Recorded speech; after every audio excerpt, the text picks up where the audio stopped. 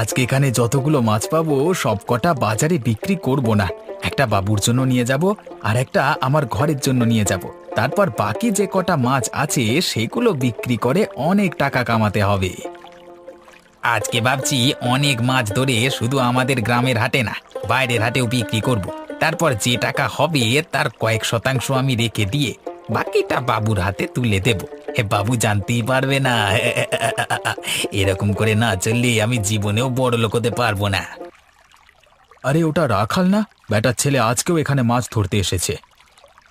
ওই মুখ পড়া গোপাল আজকেও এখানে মাছ ধরতে এসেছে দেখছি। সকাল সকাল বেটার মুখ দেখলে আমার দিন খারাপ যায়। আর বলি, ও গোপাল, মাছ ধরবার আর কি জায়গা পাওনি নাকি? আমি যেখানে যাব সেখানেই পিছু পিছু চলে আসতে হবে। কেন, এই নদীটা কি কেউ কিনে রেখেছে নাকি, যে তুমি যা বলবে আমাকে তাই মেনে নিতে হবে আর আমি তোমার পেছু পেছু আসতে যাব কেন? তুমি বরং আমাকে অনুসরণ করে এখানে এসেছো। মুখ সামলে কথা বল গোপাল। তোর মতো বেয়াদব লোক আমার অনেক দেখা আছে। বেশি বড় বড় কথা বললে নৌকার দাঁড় দিয়ে মাথা ফাটিয়ে এই নদীর জলে ফেলে রেখে দেব। কি, তোর এত বড় সাহস? তুই নাকি আমার গায়ে হাত তুলবি? এই নদীতে মাছ ধরতে আসাই তোর বন্ধ করে দেব রাখাল। তোর দিন দিন বড্ড বার বেড়ে যাচ্ছে। কি করবি তুই? তোকে কিছু করব না। আমি তোর চোখের সামনে এইখানে মাছ ধরবো, দেখি তুই আমাকে কি করতে পারিস। বেশ, দেখা যাক কে আজকে বেশি মাছ পায়।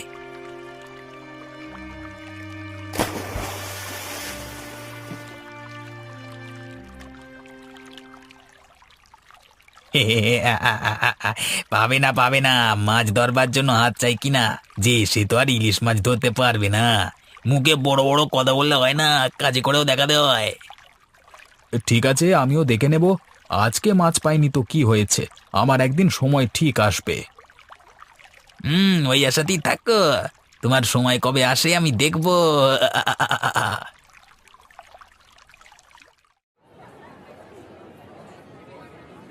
বলিস কিরে গোপাল, ওই কালীপদর লোকের এত সাহস যে তোকে মারবার পর্যন্ত হুমকি দেয়? তাহলে আর বলছি কি বাবু, ওর জ্বালাতেই তো আজকে নদীতে ভালো করে ইলিশ মাছ ধরতে পারলাম না। কালীপদর ওই চেলাটার নাম কি রে? ওর নাম রাখাল। ওই রাখাল এত বড় বেয়াদব, বলে নাকি তোর বাবু আমার কি করে নেবে দেখে নেব। আমি তো সেই কারণেই নদী থেকে পালিয়ে এলাম। বুঝতে পেরেছি। আমাদের কালীপদ সম্বন্ধে একটা ব্যবস্থা গ্রহণ করতে হবে। যতক্ষণ না ব্যবস্থা গ্রহণ করছি ততক্ষণ ওদের বার বাড়তেই থাকবে। আপনি কি করবেন বাবু? আমরা কি থানায় গিয়ে নালিশ করব? না না, থানায় যাওয়ার প্রয়োজন নেই। প্রথমে আমরা মুখোমুখি দেখা করে ওদিকে একবার সুযোগ দেব। তারপর সেই সুযোগের ব্যবহার যদি ওরা না করে তখন অন্য ব্যবস্থা নেওয়া যাবে। ঠিক আছে বাবু, আমিও আপনার সাথে যাব। না হলে রাখাল নিশ্চয়ই মুখের উপর আপনার কথা অস্বীকার করবে। আরে নদী তো কারো নামে লেখা নয়, যে খুশি সেখানে মাছ ধরতে পারে। তুই তোর মতো ইলিশ মাছ ধর, অন্যজন অন্যের মতো ধরুক, সেটা তো আর কেউ বোঝে না। এখন দেখা যাক কথা বলে কাজ হয় নাকি।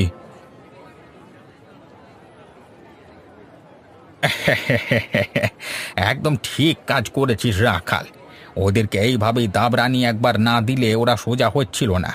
বেটারা আমাকে টেক্কা দিয়ে ইলিশের ব্যবসা করবে, হ্যাঁ? সেটা আমি কিছুতেই হতে দেব না। হ্যাঁ, ওদের ব্যবসা আমি চিরতরে তুলে দেওয়ার ব্যবস্থা করব। আজকে ভাগ্য করে আমার জালে গোপালের থেকে অনেক বেশি মাছ উঠে গেছে, তাই জন্য ওকে কথা শোনাবার আরো সুযোগ পেয়ে গেলাম। ওরে, নদী মাতাও চায় যে আমরা তার কোল থেকে ইলিশ মাছ তুলে নিয়ে বাজারে বিক্রি করি। আর গোপাল তো অনধিকার প্রবেশ করছে। তা তুই আর কি বলেছিস? আর কিছু বলিনি। এরপরেই গোপাল সেখান থেকে পালিয়ে এলো। আচ্ছা, তবে তুই মাছগুলোকে বাজারে বিক্রি করবার ব্যবস্থা কর, না হলে অনেকটা দেরি হয়ে যাবে। সকাল থাকতে ইলিশ মাছগুলো বিক্রি করে দিলে তাজা ইলিশ মাছের দোকান, একটু বেশি টাকা মুনাফা কামানো যাবে। হ্যাঁ বাবু, এই আমি যাচ্ছি। আর হ্যাঁ শোন, একটা মাছের দাম প্রয়োজনের তুলনায় একটু বেশি দামে বিক্রি করবি, কথার অন্যথা যেন না হয়। হ্যাঁ বাবু, সে আর বলতে। এক একটা ইলিশ মাছ প্রায় দ্বিগুণ দামে বিক্রি করবো, আপনি দেখুন না। মাছ লাগবে? মাছ, তাজা তাজা ইলিশ মাছ, মাত্র নদী থেকে ধরে আনা খাঁটি ইলিশ মাছ। একবার ভেজে খেয়ে দেখুন, মুখের স্বাদ একেবারে বদলে যাবে। মাছ লাগবে? মাছ নিয়ে যান, তাড়াতাড়ি মাছ নিয়ে যান। আরে ও মাছওয়ালা, আরে এদিকে একবার শুনে যাও বাপু।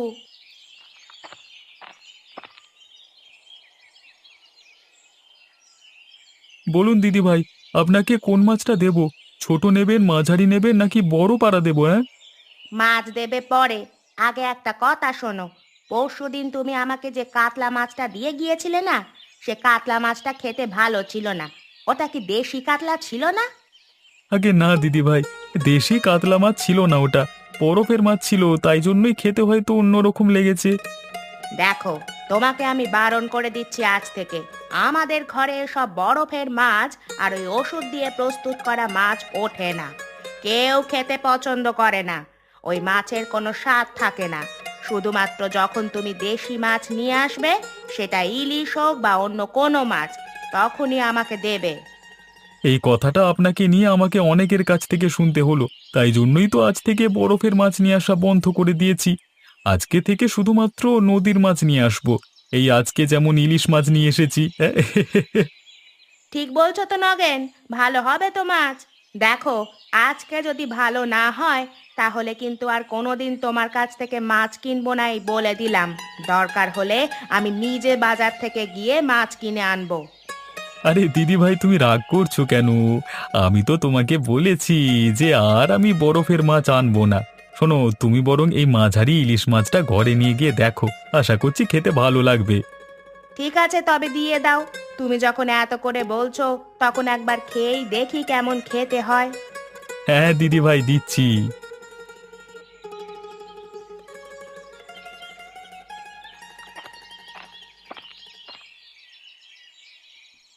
গিন্নি, কোথায় গেলে গো? আমি চলে এসেছি।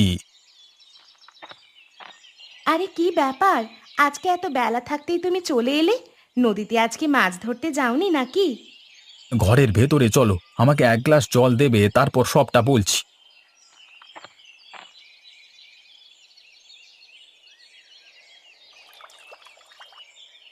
হ্যাঁ বাবারে, এতক্ষণে বুকটা একটু জোরালো।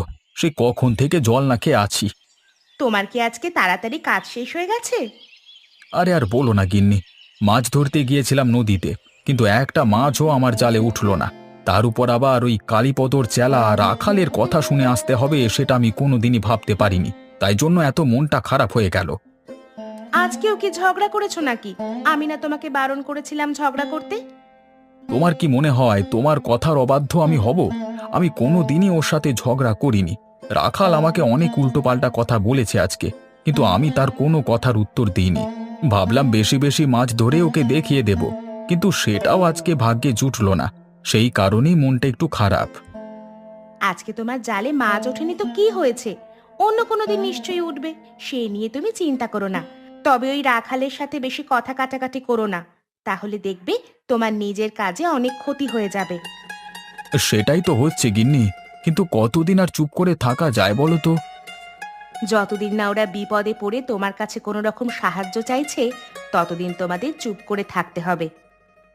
কালকে আমি আর অবিনাশবাবু এই বিষয়ে কথা বলতে কালীপদবাবুর কাছে একবার যাব। তাকে গিয়ে এই বিষয়গুলো জানিয়ে আসব।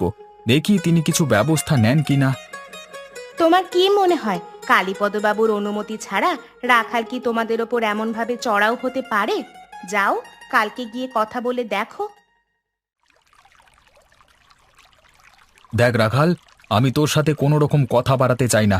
এই নদী তো কারোর একার নয়। তুই তোর মতো মাছ ধর, আমি আমার মতো মাছ ধরি। তবে রে বেটা, মুখে বড্ড বড় বড় কথা হচ্ছে না তোকে আজকে। এটা তুই কি করলি রাখাল? তোর মনে এত হিংসা যে তুই শেষ পর্যন্ত আমার মাথা ফাটিয়ে দিলি। আমি আজকে এক্ষুনি গিয়ে অবিনাশবাবুকে বলছি, দাঁড়া, তারপর পুলিশ নিয়ে তোর ওখানে যাচ্ছি। এই কেলো করেছে রে, এবার কি হবে এখন? এখন সত্যি করে ও যদি পুলিশ নিয়ে যায় তাহলে এখন কি হবে? না না, আমাকে এক্ষুনি বাবুকে গিয়ে সমস্ত ঘটনা বলতে হবে। এই আমি আমি তাড়াতাড়ি চলে যাই এখান থেকে।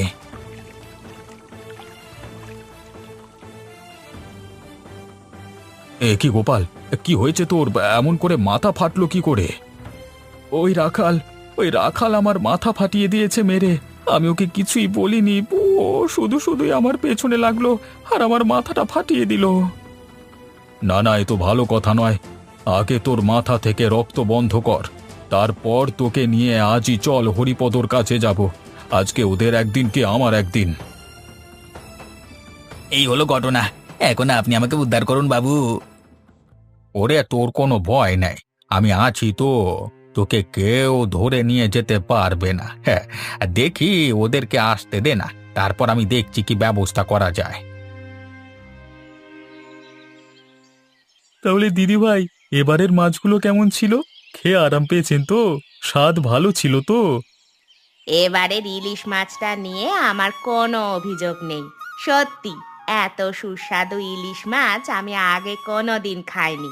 আচ্ছা, একটা কথা বলো তো নগেন, এই মাছগুলো তুমি কোথা থেকে জোগাড় করলে? তুমি কি প্রতিদিন নদীতে গিয়ে মাছ ধরে আনো? না না দিদি ভাই, আমি মাছ ধরে আনতে যাব কেন? অবিনাশবাবুর আড়ত আছে, সেখান থেকেই এই ভালো মাছগুলো কিনে এনে আমি আপনাদের কাছে বিক্রি করি। আমারও কিছুটা লাভ হয়ে যায় আর আপনাদের উপকার হয়। সেটা তো বটেই। আচ্ছা, আজকে কি তুমি মাছ এনেছো? আজকে অবিনাশবাবুর আড়তে তেমন মাছ আসেনি, তাই জন্য আমি কালীপদদার আড়ত থেকে মাছগুলো কিনে এনেছি। দেখুন না আজকের মাছগুলো খেয়ে কেমন। আরে, এই মাছগুলো তো কেমন বাসি বাসি মনে হচ্ছে। তুমি কি দেখে নাওনি মাছগুলো? আসলে আমারও সেটাই মনে হয়েছিল, কিন্তু কালীপদবাবু আমাকে জোর করে মাছগুলো দিলেন, তাই আমি নিতে বাধ্য হলাম। এটা আবার কোনো কথা হলো? তুমি এক্ষুনি যাও, এই মাছগুলো ফেরত দিয়ে তুমি টাকা নিয়ে এসো, না হলে যে তোমার অনেক বড় লস হয়ে যাবে। আসলে আমি খুব একটা ঝগড়াঝাটি করতে পারি না তো, তাই জন্য কালীপদবাবু আমাকে এক প্রকার জোর করেই মাছগুলো গুছিয়ে দিয়েছে। বেশি কথা বলতে গেলেই আবার মার খাবো, কি দরকার? মার খাবে কেন? ওদের এত বড় সাহস যে তোমাকে বাজে মাছ দিয়ে টাকা নিয়ে আবার তোমাকেই ভয় দেখাবে? তাহলে আর বলছি কি, আজকে গোপালদার তো মেরে মাথা ফাটিয়ে দিয়েছে কালীপদ তার লোক ওই রাখাল। এখন দেখো কি হয়।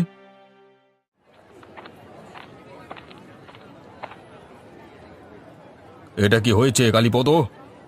ওই কি হয়েছে? ও, এই যে গোপাল। আর কি হয়েছে তোমার গোপাল? তোমার মাথায় ব্যান্ডেজ বাঁধা কেন? তোমার লোক রাখাল মাছ ধরতে গিয়ে আজকে মেরে গোপালের মাথা ফাটিয়ে দিয়েছে। ওই সেরকম তো আমি কিছু শুনিনি। তুমি আমার লোকের নামে মিথ্যে অপবাদ দিচ্ছ কেন গো? আমরা শুধু শুধু মিথ্যে কথা বলতে যাব কেন? আপনি দেখতে পাচ্ছেন না আমার মাথা ফেটে রক্ত বেরিয়েছে, তাই জন্য আমি মাথায় ব্যান্ডেজ বেঁধেছি। হ্যাঁ, দেখতে পাবো না কেন, কিন্তু এই কাজ যে আমার লোক রাখাল করেছে তার কি প্রমাণ আছে?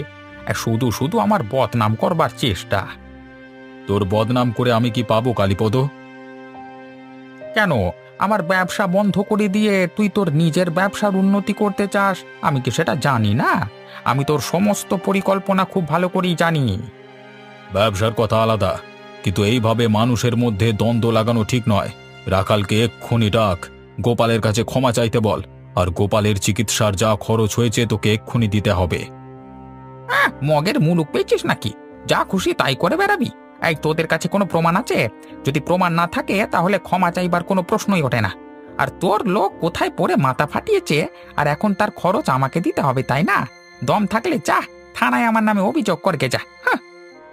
কোনো প্রমাণ আমার কাছে নেই, তবে একটা কথা মনে রাখবেন, ধর্মের কল বাতাসে নড়ে। আপনিও যেদিন বিপদে পড়বেন সেদিন দেখবেন কেমন মজা। চলুন অবিনাশবাবু, এদের এখানে থাকবার আর কোনো মানে হয় না। আরে যা যা, তোর মতো কত দেখলাম, শুধু মুখে বড় বড় কথা। আমার ব্যবসা আমি তোর থেকে অনেক বড় করে তুলবো, দেখে নিস।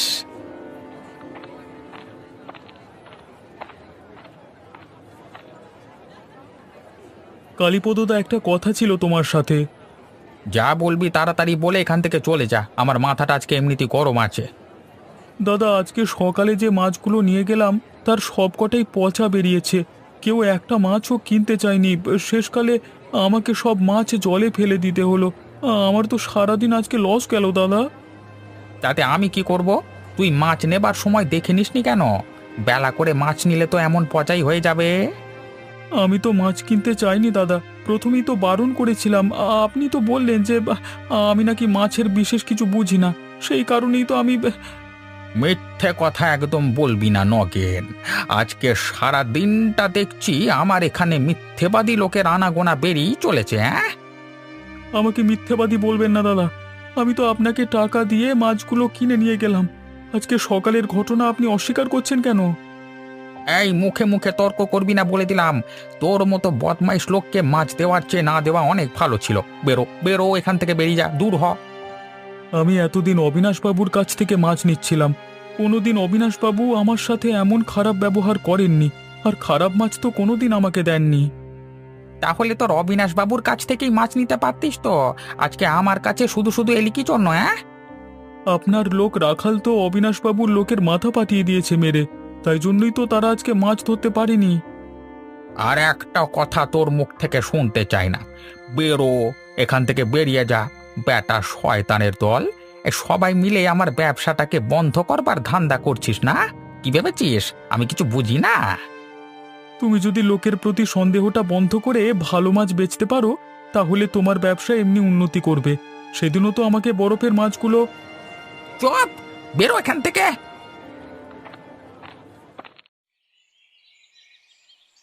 ছি ছি ছি ছি ছি, আমার ভাবতে লজ্জা করছে যে মানুষের হিংসা কত দূর গড়াতে পারে।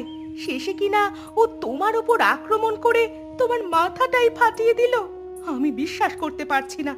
এখন মনে হচ্ছে তোমাকে চুপ করিয়ে রেখে আমিই ভুল করেছি। না গিন্নি, তুমি ঠিক কথাই বলেছিলে গো।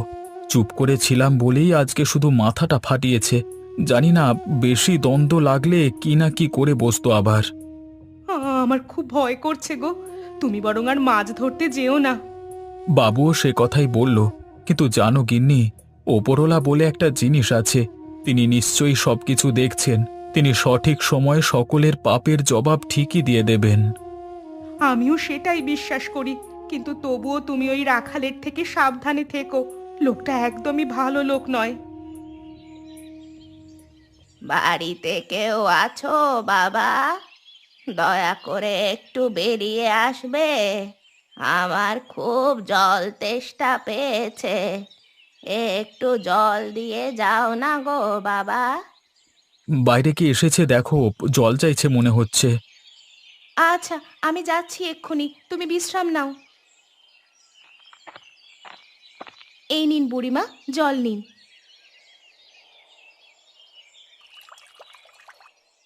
বাঁচালি মা, তা তোর মনটা একটু খারাপ বলে মনে হচ্ছে। কি হয়েছে? আর বলবেন না, ব্যবসায় হিংসা করে একজন হিংসুটে লোক আমার স্বামীর মাথা মেরে ফাটিয়ে দিয়েছে, সেই জন্যই মনটা একটু খারাপ। শোন না মা, মন খারাপ করে কোনো লাভ নেই। একদিন না একদিন ঠিক দিন আসবে, তখন দেখবি ওই লোকেরই তোর স্বামীকে দরকার পড়বে।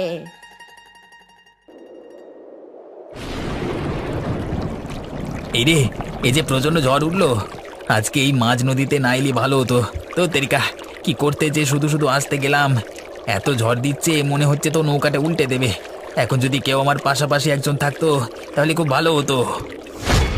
এই যা, আরে আরে বাঁচাও বাঁচাও, কি কোথায় আছো? বাঁচাও, আমি যে ডুবে যাব না হলে, দয়া করে আমাকে বাঁচাও।